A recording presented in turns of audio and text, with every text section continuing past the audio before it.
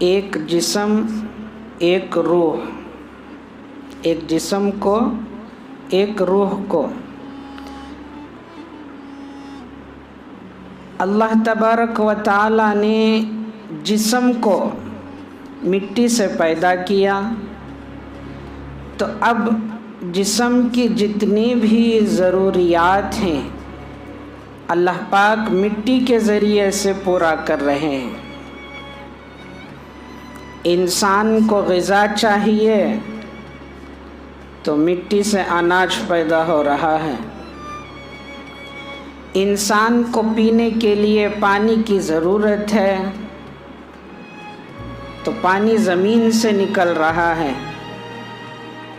انسان کو ضرورت کے لیے اجزاء چاہیے، لوہا چاہیے، زمین سے نکل رہا ہے، پیتل چاہیے، زمین سے نکل رہا ہے، مٹی کے برتن زمین سے بن رہے ہیں۔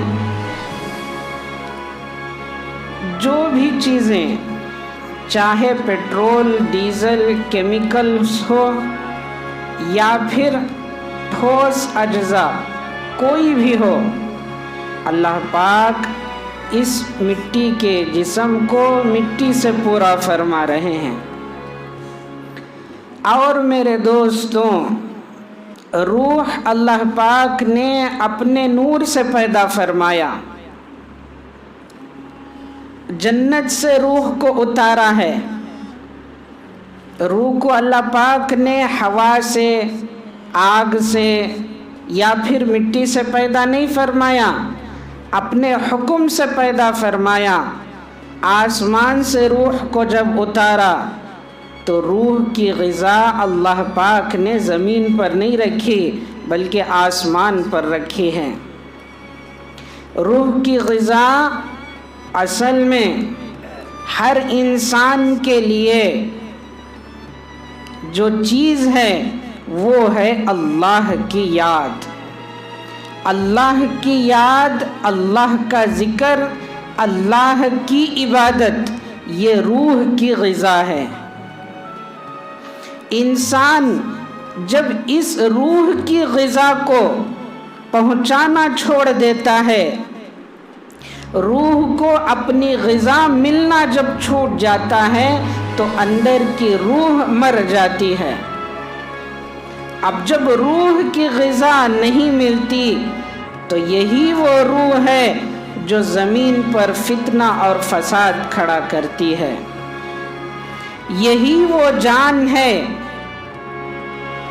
جب اس کے اندر مال کی محبت آ جاتی ہے تو وہ حلال اور حرام کی تمیز کرنا چھوڑ دیتی ہے، جب اس کے اندر دنیا کی محبت آ جاتی ہے تو یہ گناہ اور نیکی کا فرق مٹا دیتی ہے۔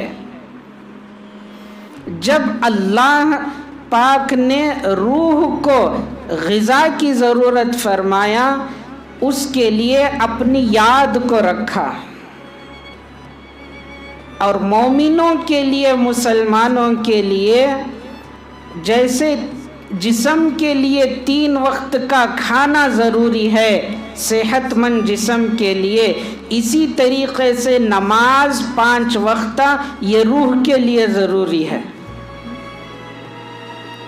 یہ ضرورت تھی روح کی، ایمان کی غذا، روح کی غذا جسے آتما کہتے ہیں، اس آتما کی غذا۔ لیکن ہم نے جب اس کو غذا پہنچانا چھوڑ دیا تو ہم میں گناہ کے مادے پیدا ہونا شروع ہو گئے۔ اب گناہ کرنا آسان ہے، نیکی کرنا بڑا مشکل ہے۔